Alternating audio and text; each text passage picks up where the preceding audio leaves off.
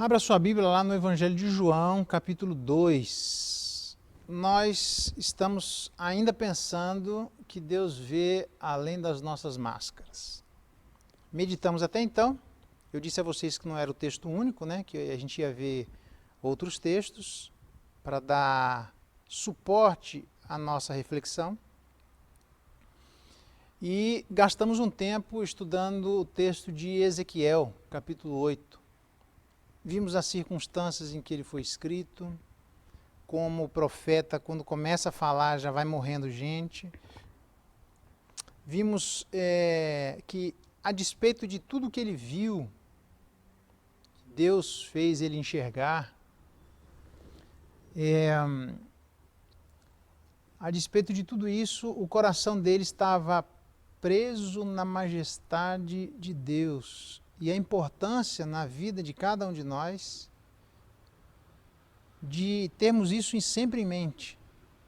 Quando enxergarmos as deficiências, não precisamos tampar o sol com a peneira, mas também não precisamos negar a Deus governando sobre todas essas questões, preparando a sua igreja para ser essa igreja gloriosa, sem mácula, imarcessível e cheia de glória. Vimos ainda que Ezequiel mostra que toda tentativa de se esconder nas câmaras, cada um nas suas recâmaras, é Ezequiel cavando um buraco na parede, que há uma limitação humana para enxergar, ainda que olhando para a parede, o que é que existe para além dela, mas que para Deus essas coisas estão absolutamente descortinadas. Vimos ainda os erros envolvidos. Veja que interessante, a gente chorando de maneira totalmente desnecessária, Tammuz, o pessoal gostava de bater um tambor, tá fora. Vimos os caras em pé diante de imagens pintadas nas paredes, que eram a influência dos cananitas, dos egípcios, do povo daquela época, influenciando fortemente a vida do povo de Israel. Vimos que houve da parte de pessoas que viraram as costas e adoraram adoraram o sol, virando as costas para Deus, demonstrando várias vezes que isso se repete ciclicamente na vida do povo de Israel. Que erros que em alguma medida estão distantes de nós, mas em outras medidas eu procurei colocar algumas conexões para mostrar o quanto que nós somos parecidos.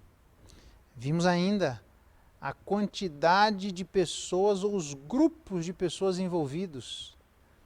As mulheres chorando a Tammuz, os 70 anciãos fazendo uma reflexão dos 70 que eram para ajudar a vida de Moisés, onde Deus tirou do espírito de Moisés e colocou um pouco neles.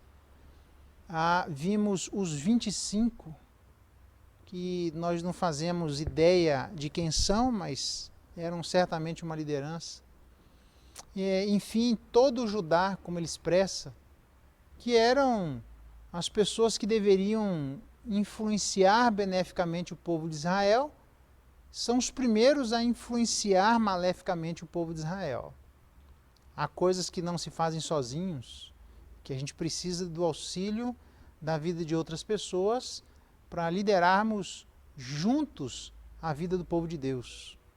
E todas essas coisas em conjunto, criando a imagem dos ciúmes, cada vez mais no interior daquele lugar, demonstrando, entre outras coisas, que ao Deus passar em cada grupo de lideranças, Deus passa pela vida da igreja.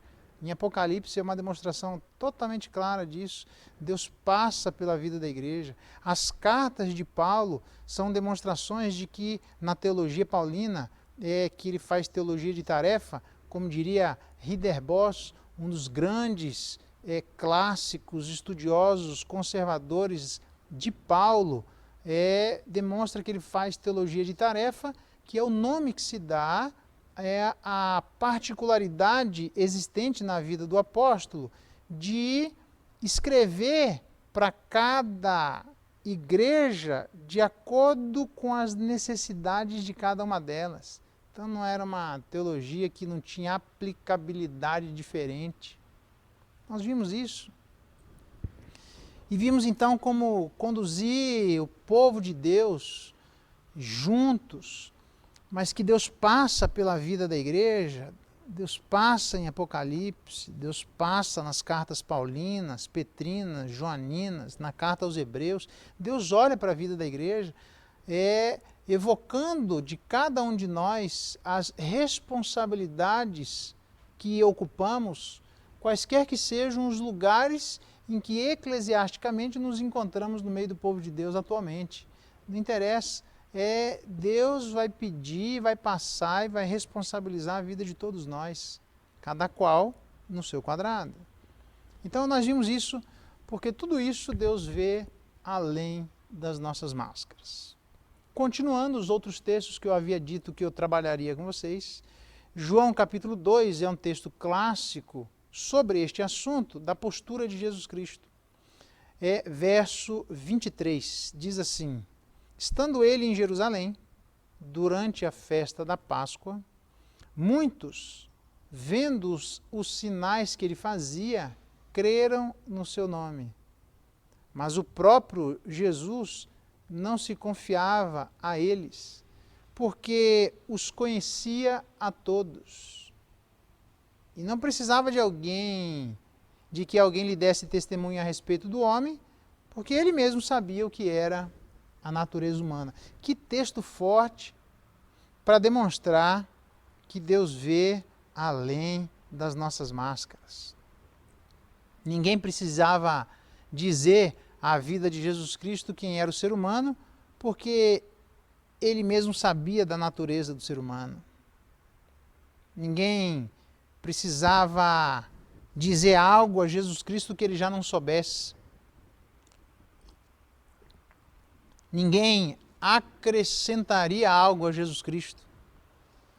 Certamente ele disse que não se dava a confiar porque, diz o verso 24, conhecia todos.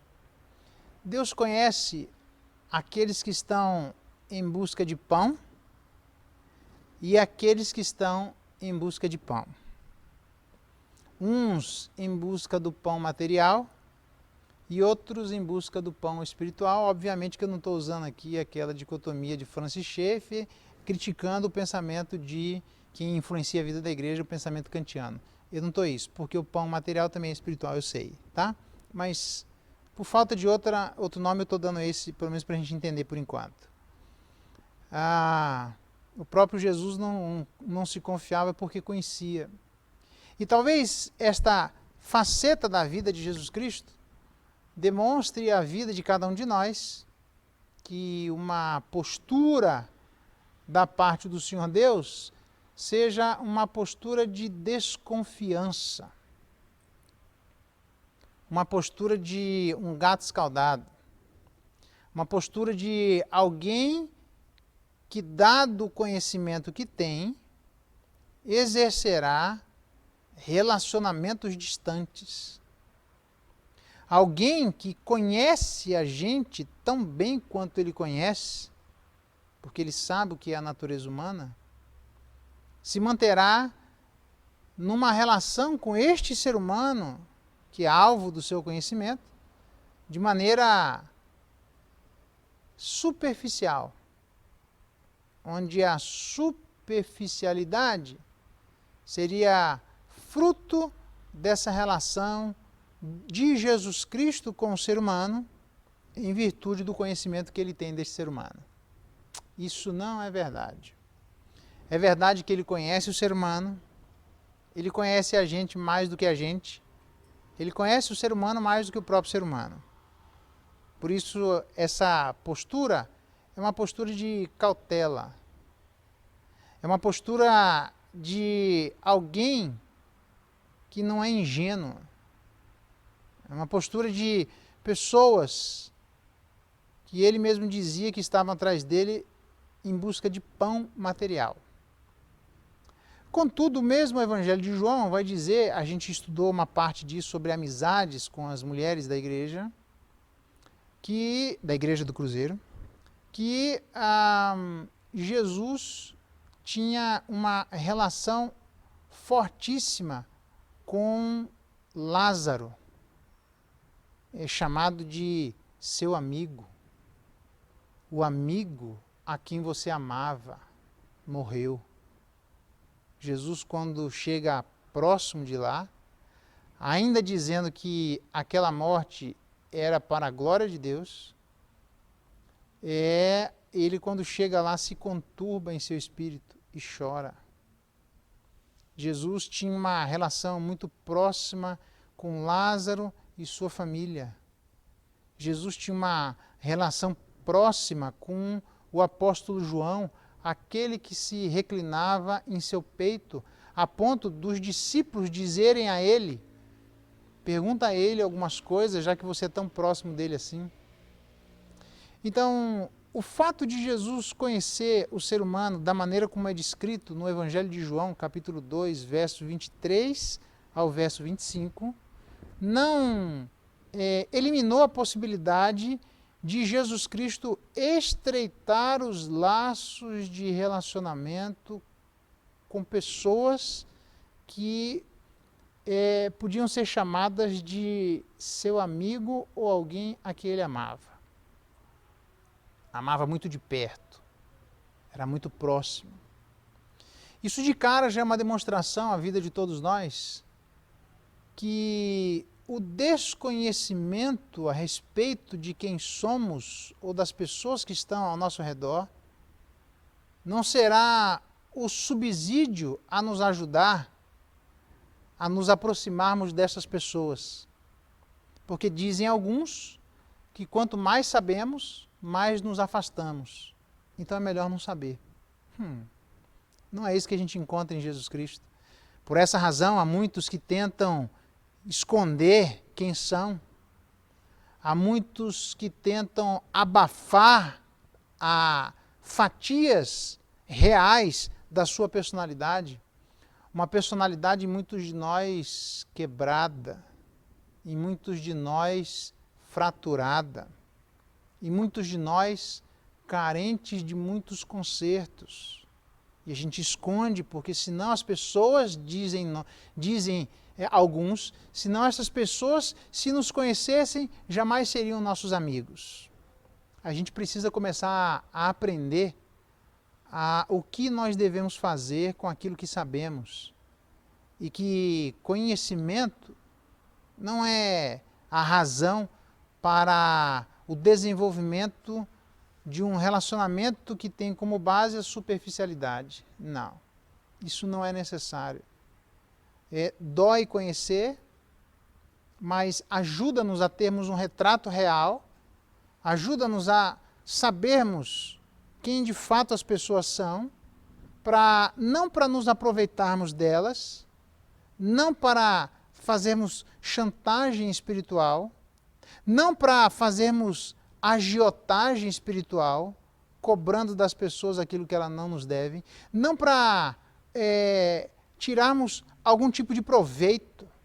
Pelo contrário, para olharmos a vida das pessoas onde quebradas estão, onde fraturadas foram, onde existem necessidades de consertos, e como diz Paulo a uma das igrejas, que é dito dessas igrejas que era uma igreja modelo para os crentes da Acaia, uma igreja onde as pessoas imitavam aquilo que essa igreja tinha de relacionamento tão próximo com Deus. E Paulo diz, eu quero estar aí junto de vocês para reparar as deficiências da vossa fé. Então, o conhecimento não é para um aproveitamento, mas o conhecimento é para um melhor aproveitamento. Não é um aproveitamento malicioso, mas é um aproveitamento bendito. Não é um aproveitamento para tirarmos vantagem, mas é um aproveitamento para estarmos em vantagem de ajudarmos alguém que tanto necessita. Pois se assim nós fizermos em relação aos nossos irmãos, nós expressaremos exatamente aquilo que Deus faz em relação a cada um de nós, a mim e a você. Quanto mais intimidade, quanto mais proximidade, mesmo Ele sabendo quem somos, mesmo Ele não se dando a confiar, Jesus Cristo morre por a vida destas pessoas, pela vida dos seus, porque Ele conhece a todos eles e sabem que são necessitados de coisas que somente Jesus pode oferecer. Então fica aqui o nosso primeiro desafio. O desafio de Deus ver além das nossas máscaras, nos ensina o que fazermos quando nós enxergamos a vida das pessoas além das suas máscaras. Devemos, assim como Deus faz em relação a nós, termos uma postura de cautela, mas uma postura de auxílio. Uma postura de precaução, mas uma postura de benefício. Uma postura de tentar abençoar na mesma medida que aquele que nos conhece nos abençoa. Segunda coisa.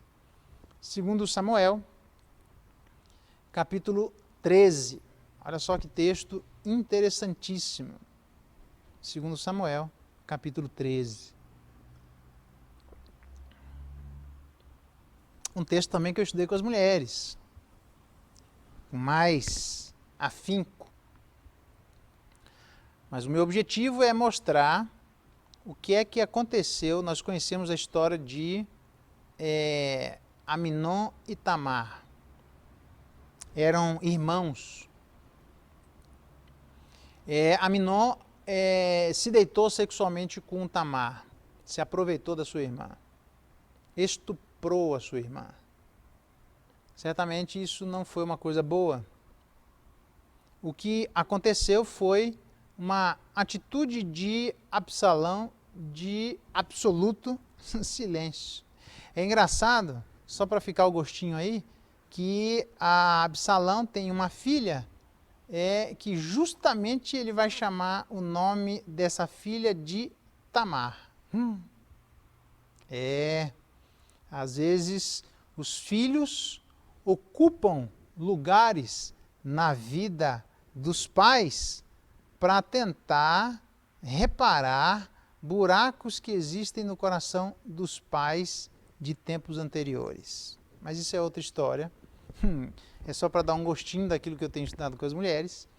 Mas Absalão diz o verso 22 do capítulo 13. Absalão não falou com Aminon, nem mal, nem bem. Ficou quieto. Ficou em silêncio. Absolutamente mudo. No final do verso 23, porque odiava a Aminon, por ter este forçado a Tamar, sua irmã. É só para mostrar a mim e a você que a postura de silêncio pode indicar, eu não quero usar uma palavra que seja injusto, mas isso é justo, pode indicar pessoas que guardam para si sentimentos que não deveriam. Deveriam expressar para, de alguma forma, ajustar aquilo que estes sentimentos expressam. Na verdade, Absalão ficou quieto. No verso 23, passou 2 anos sem falar de Aminon, nem bem, nem mal. 2 anos quieto em relação a seus irmãos. Para ver que o silêncio não resolve absolutamente nada. O silêncio é uma das máscaras que muitas pessoas têm se utilizado. Não confunda silêncio com sigilo. Sigilo é aquilo que nós precisamos guardar, que foi nos trazido em termos de confissão, em termos de alguém que abriu a sua alma, alguém que se descortinou perante o outro. Mas isto aqui é absolutamente diferente, porque é um silêncio quando não era para se silenciar. É um silêncio quando era preciso falar. Falar de Aminon para Aminon, onde aquilo que ele havia feito era absolutamente errado e responsabilizar a vida de Aminon por aquilo que ele fez. Então, o silêncio ele não resolve, porque se o silêncio resolvesse as circunstâncias problemáticas em que nós, de quando em quando, podemos nos encontrar, a melhor coisa que Deus poderia fazer em relação à raça humana, quando ela caiu, representada em Adão e Eva, é dizer para a vida de Adão e Eva aquilo que muitas pessoas dizem em relação ao outro, quando este outro erra em relação a ele, que o afeta de alguma forma. Vamos dar um tempo? Você para um canto e eu para o outro. Vamos ficar quieto. E aí Deus falaria para Adão assim, fica na sua, deixa passar, já que eu sou Deus, 1 milhão de anos, e aí eu volto a falar, e aí a gente resolve. E quem sabe o silêncio resolveria o problema de Adão e Eva com Deus. Não resolve. Não resolveu de Adão e Eva com Deus. Não resolveu de José do Egito com seus irmãos. Não resolveu de Jacó e Esaú, tendo passado anos.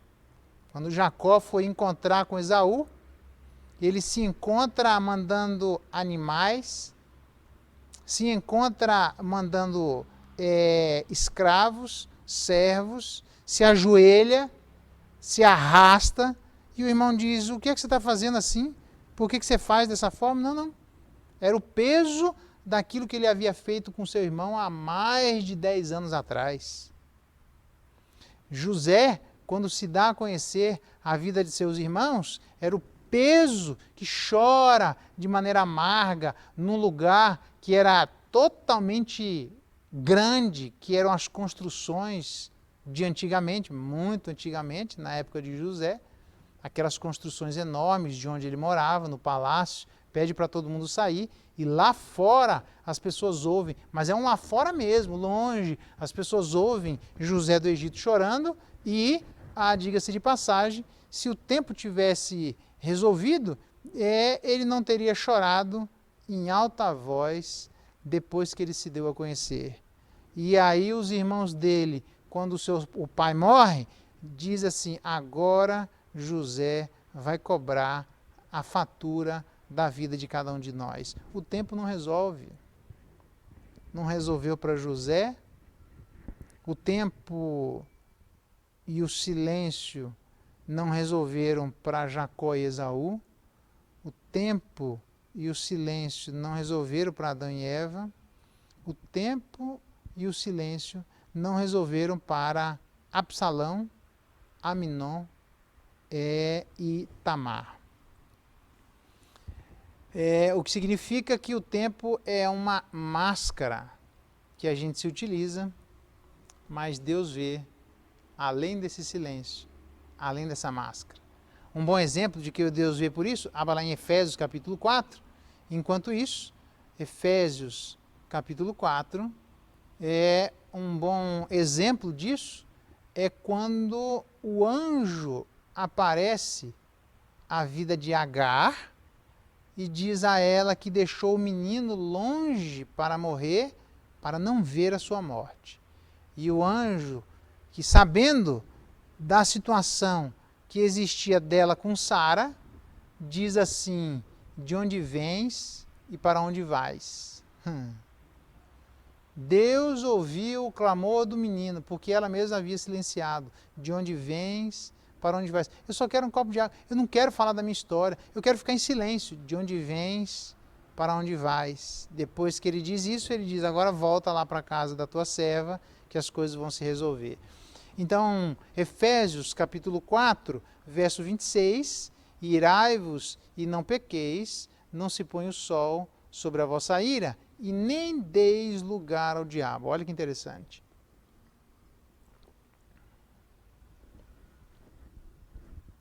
Se utilizar de uma inquietação justa,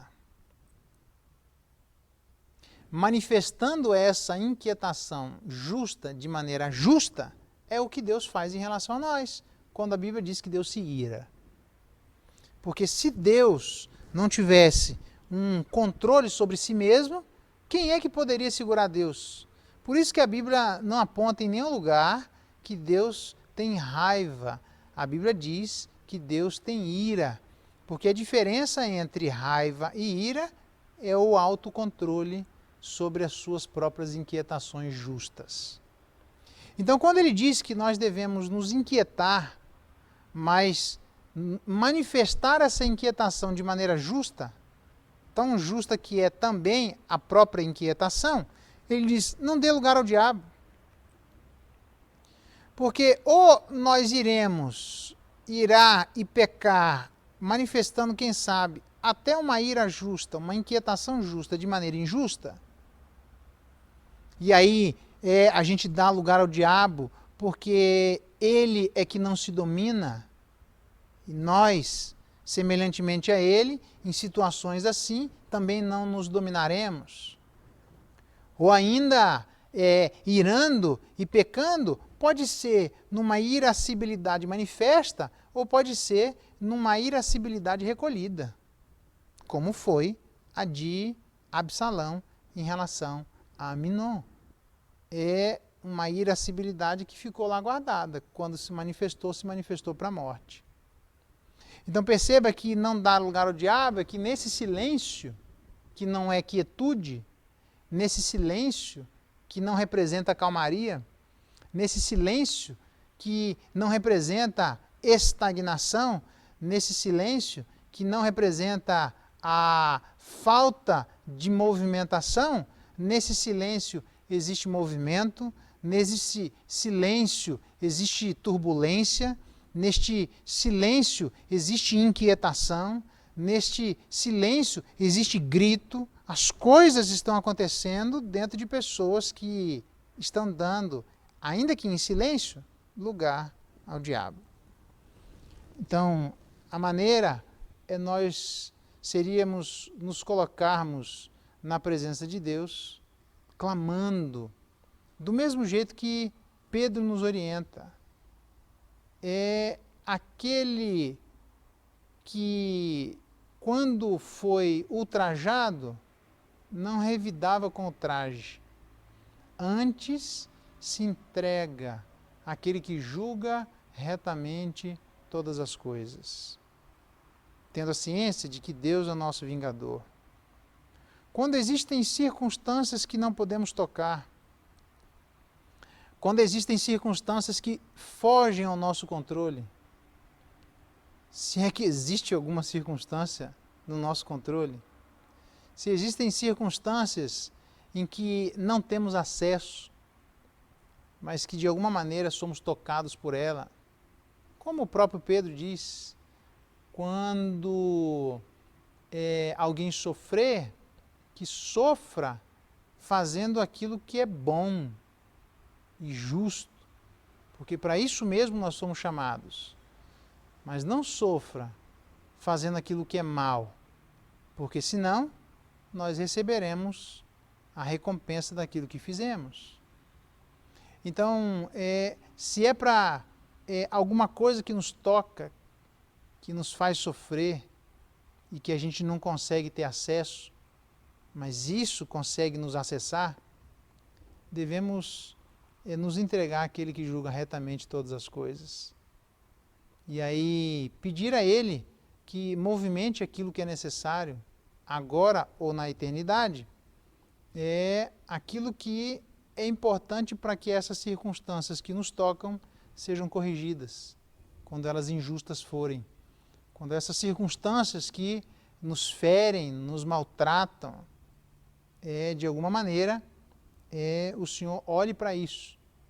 Para aqueles que estão tocando na menina dos olhos de Deus, a sua igreja, e reaja da maneira como Ele achar melhor, porque certamente Deus vê além das nossas máscaras. E Ele vai julgar estas coisas, não movido pelas nossas motivações, não movido pelas nossas fragilidades, mas Ele vai agir da maneira que representa quem Ele é. Por isso que a Bíblia diz que a ira do homem não produz a justiça de Deus, porque Deus vê além das nossas máscaras. Então, a gente deve se preocupar na maneira como nós agimos de acordo com o conhecimento que temos de nossos irmãos e das suas debilidades. Devemos nos aproveitar disso para abençoar, aproveitar disso para ajudar na correção das eventuais deficiências da fé, assim como Paulo fez na vida de várias igrejas. Mas também precisamos aprender que o silêncio pode ter um perigo muito grande. Precisamos nos manifestar, mas aprender o jeito da manifestação. É preciso primeiro se manifestar a Deus, qualquer que seja a nossa indagação, qualquer que seja a nossa inquietação, qualquer que seja o nosso ferimento, precisamos nos colocar diante daquele que julga retamente todas as coisas, daquele que tem os olhos como de fogo, daquele que tem acesso àquilo que nós não temos acesso, naquele que a Bíblia diz que é o nosso vingador. Que privilégio, que vingador mais perfeito do que esse, o nosso próprio Deus. O problema é que quando a gente quer agir, parece que a gente quer se colocar no lugar de Deus. Parece que a gente quer ser o vingador que Deus é, julgar como Deus julga e tocar as coisas como Deus toca. Nesse sentido, a gente deve primeiro se colocar na presença dele. Muito do furor, muito do ácido que existe dentro de nós, o Senhor Deus vai ajudar a corrigir no nosso coração. E aí certamente nós teremos um outro espírito. Como, por exemplo, é bem claro ali, João diz a vida de Jesus Cristo, querendo se parecer com um profeta do Antigo Testamento, onde Acabe diz, vá lá e chama a vida de Elias. Vem um camarada, e é capitão de 50, e diz, olha, Acabe está mandando ir para lá. E Elias disse, eu sou homem de Deus, vem fogo do céu e queima vocês tudo, morre 51. Acabe diz, esse pessoal não vem, manda lá buscar esse camarada. Vai outro capitão de 50, Acabe está mandando para ir lá agora. Se eu sou homem de Deus, vem fogo do céu e queima vocês tudo. Mais 51, 102. Eu fico imaginando que o terceiro 51, o terceiro líder, rapaz, eu mandei chamar a vida, ele busca o cara, mano.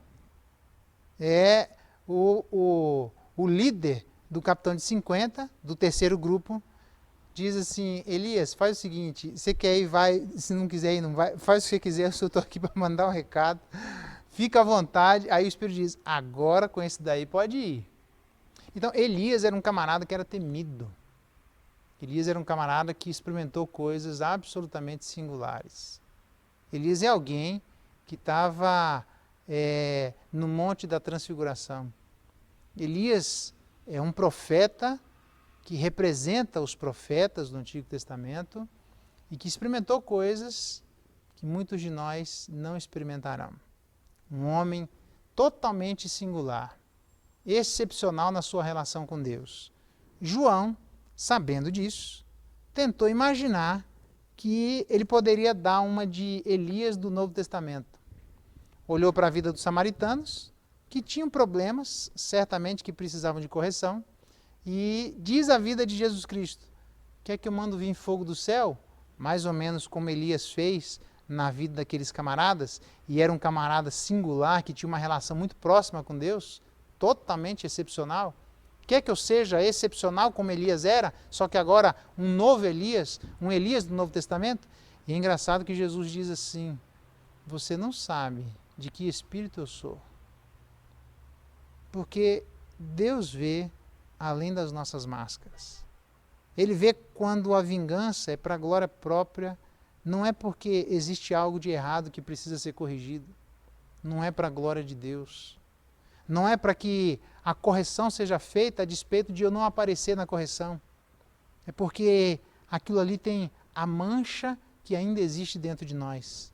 Aquilo ali carrega a marca que nos marcou. Aquilo ali está contaminado com as coisas que nos contaminam. Por isso Jesus diz que Deus vê além das nossas máscaras. Você não sabe de que espírito eu sou. Então, quando nós tivermos circunstâncias assim, quando nos recolhermos e ficarmos em silêncio, mas um grande movimento acontecer dentro de nós, a melhor coisa é nos entregarmos diante desse que julga retamente todas as coisas. E dizer, Deus, eu até tenho vontade de fazer isso, e sermos honestos. Ele vê o que existe de inquietação, o que existe de coisas que não deveriam existir no nosso coração. Diga isso a Ele, sejamos honestos. E Ele vai tirar esse ácido que acaba queimando a vida de cada um de nós, quando não levando à própria morte, como foi o caso de Absalão e Aminom. Porque Deus vê além das nossas máscaras. Além disso, Josué capítulo 7. Olha só que texto interessante. Josué capítulo 7, verso 20.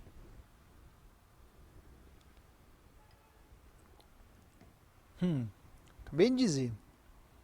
Josué capítulo 7, verso 20. Deixa eu só olhar aqui. Ok. Diz assim,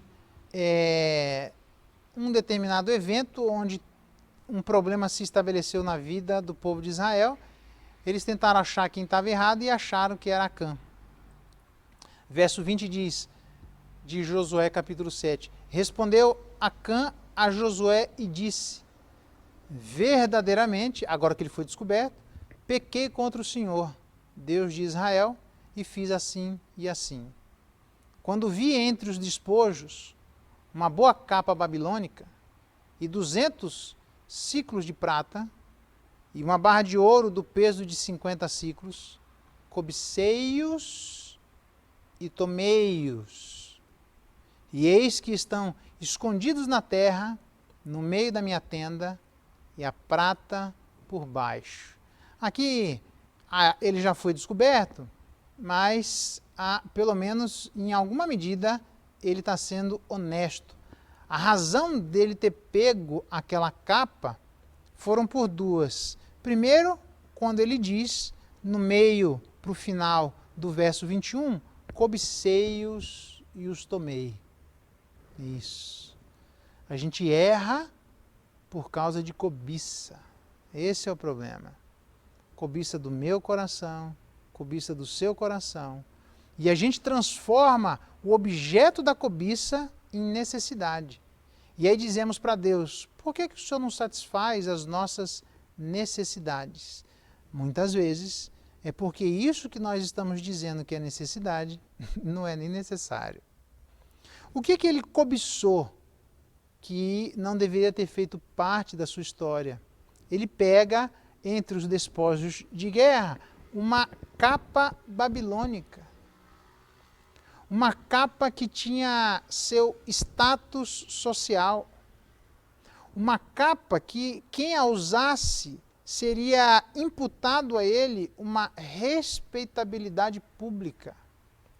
Uma capa que economizaria tempo onde nós deveríamos, por esforço, por trabalho e de maneira natural, termos adjetivos a serem imputados a nós, não porque eles são trazidos de outros até nós, mas porque foram conquistados, porque foram trabalhados, porque isso foi à custa de muito suor.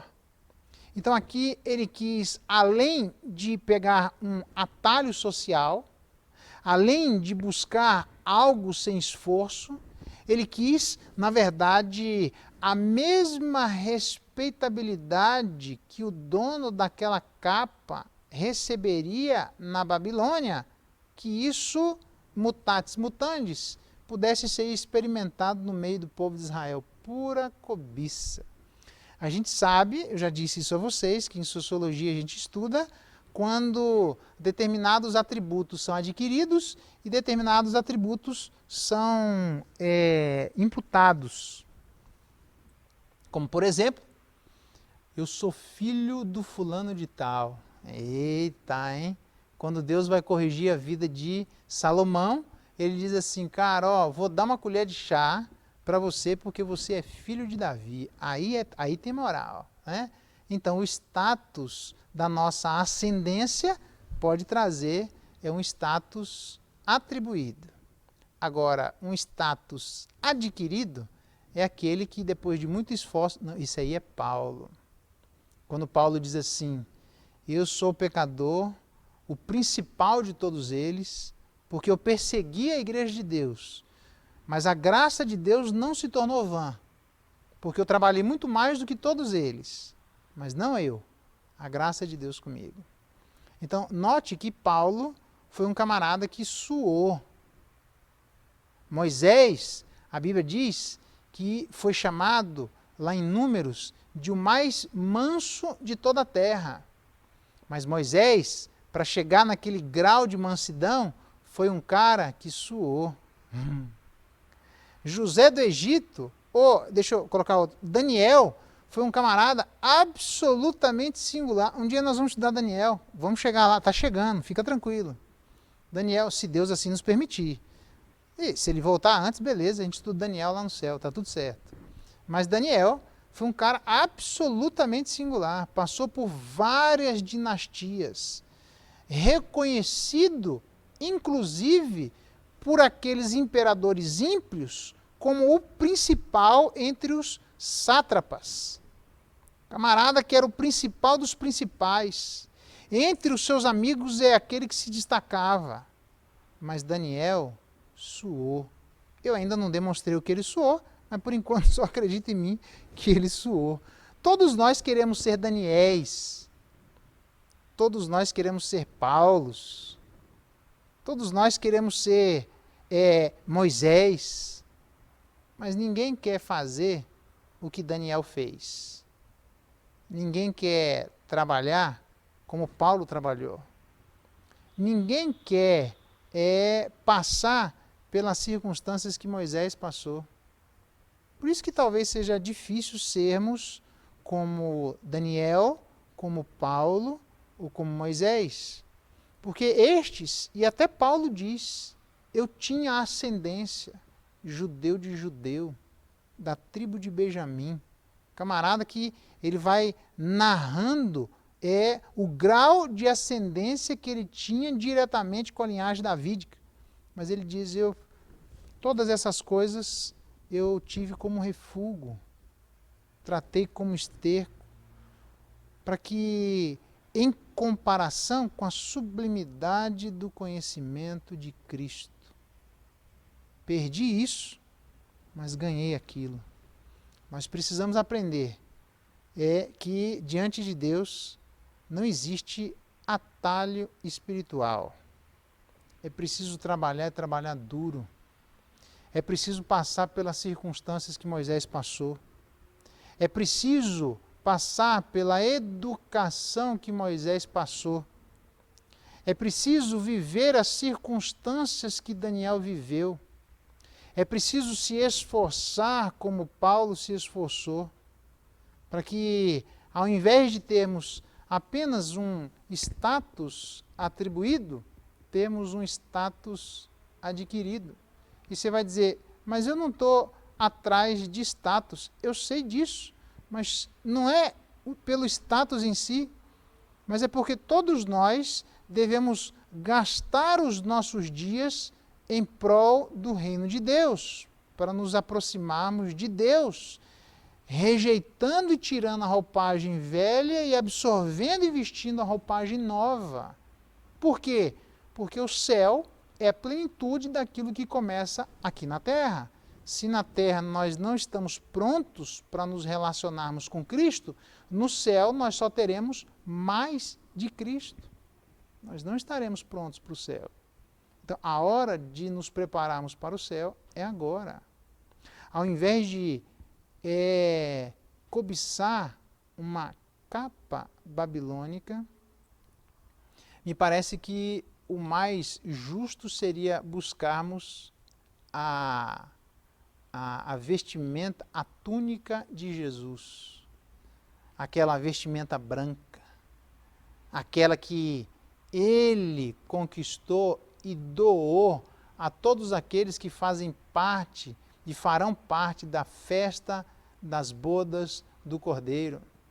Quando o rei chegar e disse, por que você não está com a vestimenta que eu preparei? E o cara não sabe responder, ele diz, sai daqui porque aqui não é o teu lugar. Só fica na presença de Deus, não aquele que usa a capa babilônica, mas aquele que usa a túnica de Jesus Cristo. Aquela que é a vestimenta branca, que representa não a nossa justiça, mas representa a justiça dele. Que não representa a nossa santidade, mas representa a santidade dele.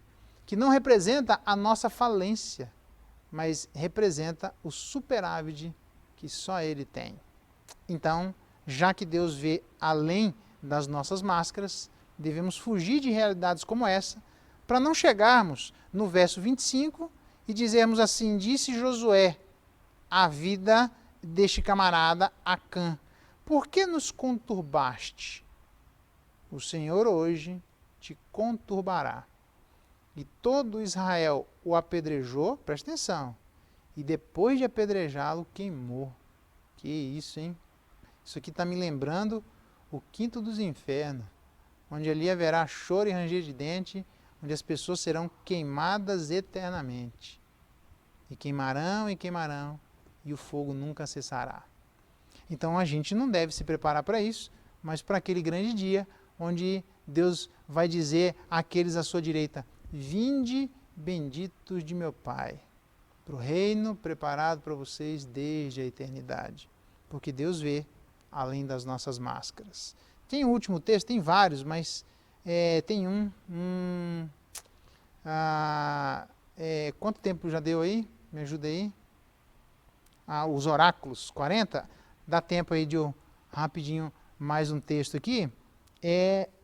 Provérbios, capítulo 13, abra lá. O oráculo me falou aqui que dá tempo. Provérbios 13. Isso, olha só. Esse é bom. Provérbios 13, verso 7. Uns se dizem ricos sem terem nada. Outros se dizem pobres, sendo muito ricos. O que esse provérbio está dizendo? Em última instância, ele está dizendo que a gente gosta de parecer aquilo que não somos. Provérbios capítulo 20, abra lá. Veja que interessante. Provérbios capítulo 20. Verso 10. 2 pesos e 2 medidas, uns e outras são abomináveis ao Senhor. Por quê? Porque olha o que é que diz o verso 14 de Provérbios capítulo 20. Nada vale, diz o comprador, mas indo-se, então se gaba. Percebeu o que ele fez aqui? O comprador diz sobre o objeto da sua compra. Isso aí não vale nada, isso aí não presta, isso aí não tem valor nenhum. Aí ele vai lá e compra, e aí indo se gaba. Comprei um negócio de um baita de um valor. E por que você não deu valor àquilo que tinha? Rapaz, é tão estranho isso para nós, mas eu nem vou dizer qual é a cultura, mas num determinado lugar aí, que não é no Brasil, um camarada achou uma âncora.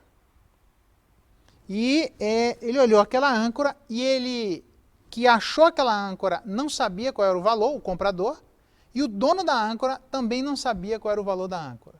Eu me lembro muito bem que ele liga num determinado camarada que era especialista em âncora.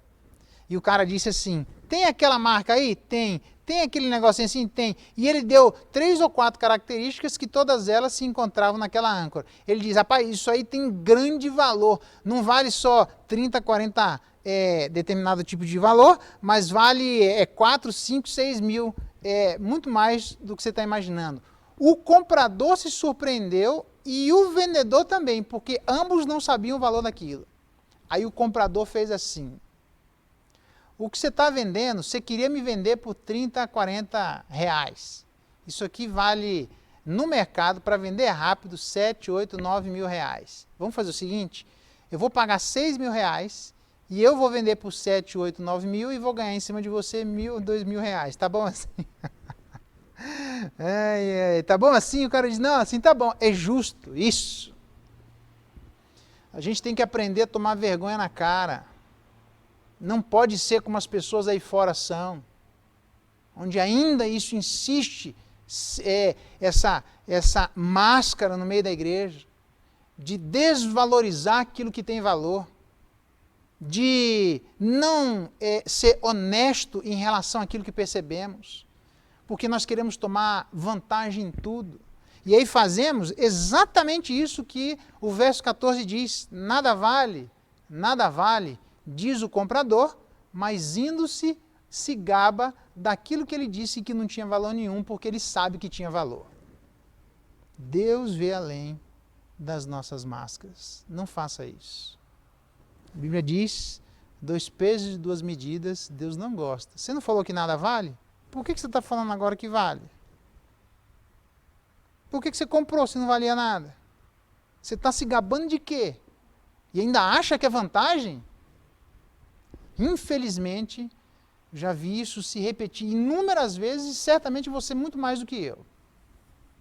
Eu insisto com muita insistência e veemência. Não faça isso. Aprenda a dar valor àquilo que tem valor. Aprenda a ser honesto. Ah, mas aí eu não vou ganhar em cima. Você vai ganhar. Seja honesto em cima do que você quer ganhar. Diga o quanto você quer ganhar. Fale para a pessoa.